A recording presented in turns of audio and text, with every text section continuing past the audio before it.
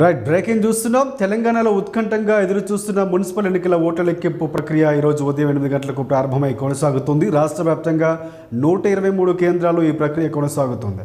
7 నగరపాలక సంస్థల్లోని 412 డివిజన్లు, 116 పురపాలికల్లోని 2569 వార్డులుగా సంబంధించినటువంటి ఫలితాలు అధికారులు వెల్లడిస్తున్నారు. మధ్యాహ్నం నాటికి పురపాలిక ఫలితాలు, సాయంత్రంలోగా కార్పొరేషన్ల పూర్తి ఫలితాలు వెలువడే అవకాశం కనిపిస్తోంది. ప్రస్తుతం లెక్కింపు ప్రక్రియకు సంబంధించి పారదర్శకంగా నిర్వహించేందుకు ఎన్నికల సంఘం పటిష్టమైనటువంటి ఏర్పాట్లు చేసింది. అన్ని కౌంటింగ్ కేంద్రాలు, స్ట్రాంగ్ రూముల వద్ద వెబ్కాస్టింగ్ ద్వారా రాష్ట్ర జిల్లా అధికారులు నిరంతరం పర్యవేక్షణ చేస్తున్నారు.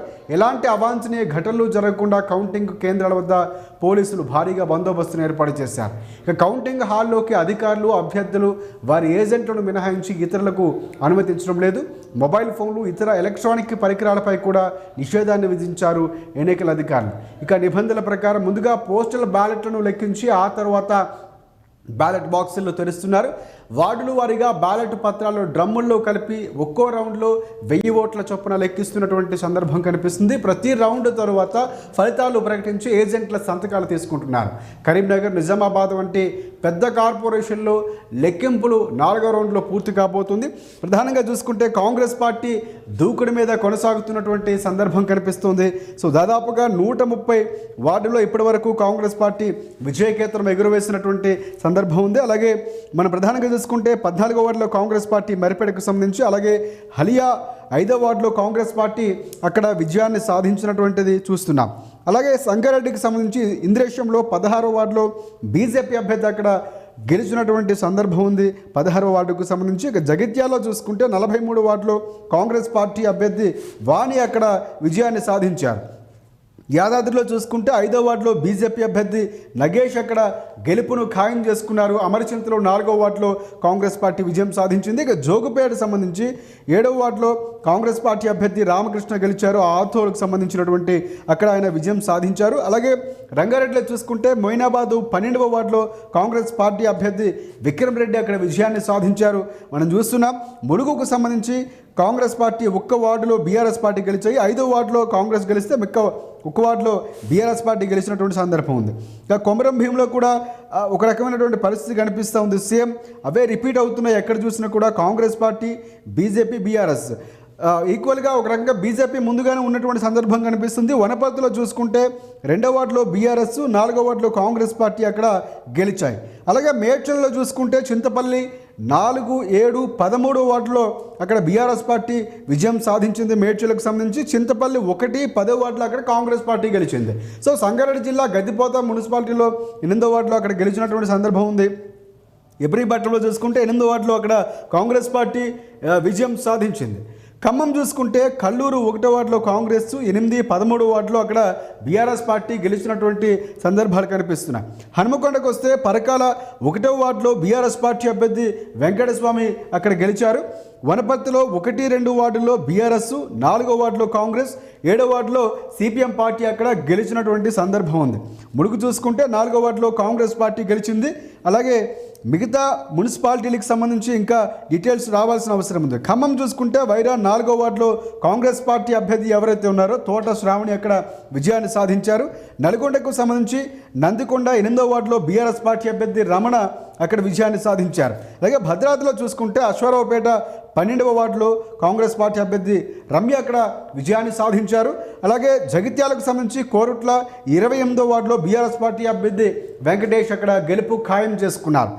షాద్నగర్కి వస్తే షాద్నగర్ 5వ వార్డులో అక్కడ కాంగ్రెస్ పార్టీ విజయకేతనం ఎగురవేసింది. ఓవరాల్గా చూసుకుంటే ఇప్పటి వరకు అందుతున్నటువంటి స్టాటిక్స్ ఏవైతే ఉన్నాయో 130 నియోజకవర్గాల్లో 130 వార్డుల్లో అక్కడ కాంగ్రెస్ పార్టీ విజయకేతనం ఎగురవేస్తున్నటువంటి సందర్భం కనిపిస్తుంది. ఇక డోర్నగల్కి వెళ్తే అక్కడ కూడా కాంగ్రెస్ పార్టీ 10వ వార్డులో విజయం సాధించింది.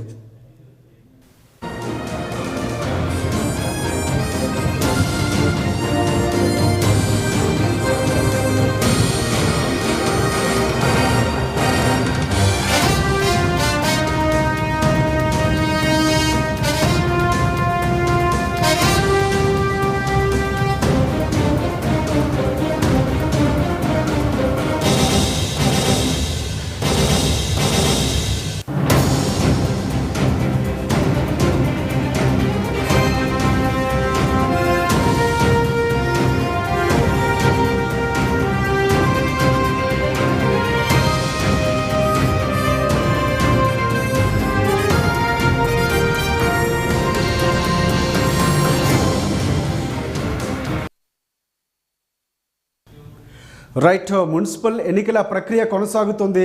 ఏదైతే ఎగ్జిట్ పోల్స్లో వచ్చాయో అవే ఎగ్జాక్ట్ పోల్గా అవుతున్నటువంటి సందర్భం కనిపిస్తుంది. కాంగ్రెస్ పార్టీ విజయం గెలుస్తుంది ధీమాగా ఉన్నటువంటి సందర్భం కనిపిస్తుంది. ఎన్నికల ప్రక్రియ తర్వాత కాంగ్రెస్ పార్టీ కూడా అలాంటి ఒక ధీమానే వ్యక్తం చేసింది.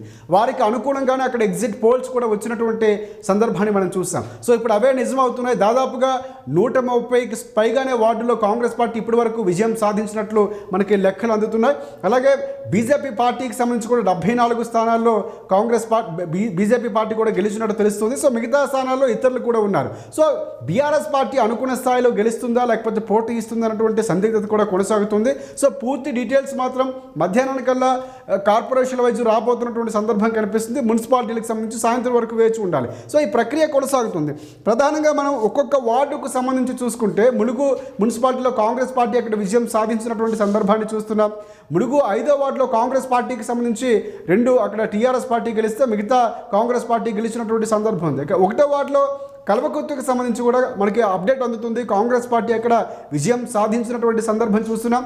సిరిసిల్ల, వేములవాడ మున్సిపల్ ఎన్నికల ఓట్ల లెక్కింపు ప్రక్రియ కోసం పకడ్బందీగా ఏర్పాట్లు కూడా చేశారు. ఎందుకంటే కీలకంగా నిజామాబాద్ లాంటి ప్రాంతం కానీ అక్కడ బీజేపీ మిగతా ఈక్వల్గానే ఉన్నటువంటి సందర్భం. ఎంఐఎంఏ పార్టీకి సంబంధించి కూడా అక్కడ ఓట్లు అధికంగానే ఉన్నాయి. కాబట్టి వారి సహకారంతో అక్కడ ఏర్పడబోతున్నాయా మున్సిపాలిటీలకు సంబంధించినటువంటి ఈ అంశాలన్నీ కూడా చాలా కీలకంగా ఆపోతున్నటువంటి సందర్భం కనిపిస్తుంది. సో ఎంఐఎం కూడా ఈసారి మా అవసరం అందరికీ ఉంటుంది, మా దగ్గరికి వస్తారని చేసినటువంటి సంకేతాలు కూడా దాదాపుగా దీన్ని దృష్టిలో పెట్టుకుని చేశారా అవి కూడా క్లియర్గా కనిపిస్తున్నటువంటి సందర్భం కనిపిస్తుంది.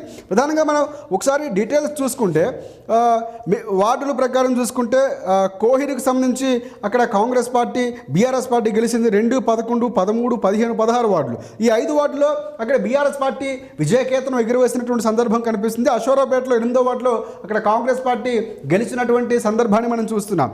అలాగే కాంగ్రెస్ పార్టీ ఎక్కడ చూసినా హవా కొనసాగిస్తుంది. ఇస్నాపూర్కి సంబంధించి కానీ లేకపోతే కాంగ్రెస్ పార్టీ అలంపూర్లో కానీ కాంగ్రెస్ పార్టీ హవానే ముందు ఉన్నటువంటి సందర్భం కనిపిస్తుంది. ఓవరాల్గా బీఆర్ఎస్ పార్టీ 85, బీజేపీ 17 ఇప్పుడు కొనసాగుతున్నటువంటి సందర్భం ఉంది. ఇస్నాపూర్కి చూసుకుంటే 4వ వార్డులో అక్కడ కాంగ్రెస్ పార్టీ విజయాన్ని సాధించింది. కరీంనగర్ 7వ వార్డులో బీఆర్ఎస్ పార్టీ అక్కడ విజయకేతనం ఎగురవేసినటువంటి సందర్భాన్ని మనం చూస్తున్నాం. అలాగే యాదాద్రి 4వ వార్డులో బీఆర్ఎస్ పార్టీ అక్కడ ఘన విజయాన్ని సాధించింది. యాదాద్రిలో 155 వార్డులో కాంగ్రెస్ పార్టీ ఇప్పటి వరకు గెలిచినటువంటి బ్రేకింగ్ మనకు అందుతుంది. BRS party 85, BJP 17. 3వ స్థానంలో ఉంది బీజేపీ. బీఆర్ఎస్ పార్టీ 2వ స్థానంలో కొనసాగుతున్నటువంటి సందర్భం. ఇంకా దేవరకొండకు వస్తే దేవరకొండ 15వ వార్డులో కాంగ్రెస్ పార్టీ ఉంది. అశ్వారావుపేట 10వ వార్డులో అక్కడ కూడా కాంగ్రెస్ పార్టీ గెలిచినటువంటి అప్డేట్ మనకు అందుతుంది. ఎదిలాపురం చూసుకుంటే 20వ వార్డులో సిపిఎం పార్టీ అక్కడ విజయాన్ని సాధించినటువంటి సందర్భం కనిపిస్తుంది. సిపిఎం పార్టీ ఎదిలాపురంలో. అలాగే ఎదిలాపురంలో 9వ వార్డులో అక్కడ కాంగ్రెస్ పార్టీ ఘన విజయాన్ని సాధించింది. సో కాంగ్రెస్ పార్టీ పోటాపోటీగా ముందుకు వెళుతున్నటువంటి సందర్భం ఉంది. సో నాగర్ కర్నూలులో చూసుకుంటే 9వ వార్డులో అక్కడ కాంగ్రెస్ పార్టీ ఘన విజయం సాధించినటువంటి సందర్భం నాగర్ కర్నూలు 9వ వార్డులో. అలాగే మద్దూరులో 1, 7వ వార్డులో అక్కడ కాంగ్రెస్ పార్టీ ఘన విజయాన్ని సాధించినటువంటి అప్డేట్ అందుతుంది. అలాగే మద్దూరులో 8వ వార్డులో స్వతంత్ర అభ్యర్థి అనూహ్యంగా స్వతంత్ర అభ్యర్థి అక్కడ ఘన విజయాన్ని సాధించినటువంటి సందర్భం. డోర్నకల్ చూసుకుంటే 2వ వార్డులో అక్కడ కాంగ్రెస్ పార్టీ విజయం సాధించినటువంటి అప్డేట్ మనకు అందుతుంది. సో పూర్తిగా లెక్కలు కూడా పారదర్శకంగానే జరుగుతున్నట్లు తెలుస్తుంది. సో మరిపేడకు సంబంధించి 6వ వార్డులో కాంగ్రెస్ పార్టీ అక్కడ విజయ కేతనం ఎగురవేసింది. 155 వార్డుల్లో దాదాపుగా ఇప్పటివరకు అందుతున్నటువంటి అప్డేట్స్ లీడ్లో కాంగ్రెస్ పార్టీ దూసుకుపోతున్నటువంటి సందర్భం కనిపిస్తుంది. తరువాత స్థానంలో బీఆర్ఎస్ పార్టీ ఉంది, తర్వాత బీజేపీ, ఇతరులు ఉన్నటువంటి వరుస క్రమంలో చూసుకోవచ్చు. సో మోత్కూరులో 4వ వార్డులో బీఆర్ఎస్ పార్టీ విజయకేతనం ఎగురవేస్తున్నటువంటి సందర్భం కనిపిస్తుంది. పోచంపల్లి 3వ వార్డులో కూడా అక్కడ కూడా కాంగ్రెస్ పార్టీ మెడ్జ్లో ఉంది, గెలిచినటువంటి సందర్భం కనిపిస్తుంది. అలాగే 4వ వార్డులో అక్కడ అనూహ్యంగా బీఆర్ఎస్ పార్టీ గెలిచినటువంటి సందర్భం కనిపిస్తుంది. సో నిజామాబాద్ లాంటి ప్రాంతాలు కానీ ఈ ప్రాంతాలు చాలా కీలకంగా కాబోతున్నాయి. ఎవరు మేయర్ పీఠాన్ని దక్కించుకుంటారు, ఎవరు లీడ్లో ఉండబోతున్నారు అనుకున్న దాని ప్రకారం అధికారం ఉన్న కాంగ్రెస్ పార్టీయే హవా కొనసాగిస్తుంది. కాబట్టి ఖచ్చితంగా వాటికి అవకాశాలు ఉన్నాయంటే సాయంత్రం వరకు వేచి చూడాల్సిన సందర్భం కనిపిస్తుంది. చెప్పలేం చివరి వరకు ఎవరికి అనుకూలంగా ఒక్క ఓటు తేడాతో గెలిచినటువంటి సందర్భాలు కూడా గతంలో చూసాం. కాబట్టి అలాంటి పరిణామాలు ఏమైనా జరుగుతాయా అనేది కూడా సాయంత్రం వరకు వేచి చూడాల్సిన సందర్భం సందర్భం. అలాగే కోరుట్ల 13వ వార్డులో అక్కడ కాంగ్రెస్ పార్టీ అభ్యర్థి ఘన విజయం సాధించినటువంటి సందర్భాన్ని మనం చూస్తున్నాం. సో ఓవరాల్గా చూసుకుంటే కాంగ్రెస్ పార్టీ దాదాపుగా 155 వార్డుల్లో ముందంజలో ఉంది. ఇప్పటివరకు విజయం సాధించినటువంటి పూర్తిగా లెక్కలు మనకి చెప్తున్నాయి. సో అక్కడ పగడ్బందీగా ఏర్పాట్లు చేశారు. కొన్ని ప్రాంతాల్లో గందరగోళాలు కూడా జరుగుతున్నట్లు తెలుస్తున్నాయి. మినిట్ టు మినిట్ అప్డేట్స్ మీకు మగధ న్యూస్ అందిస్తూనే ఉంటుంది.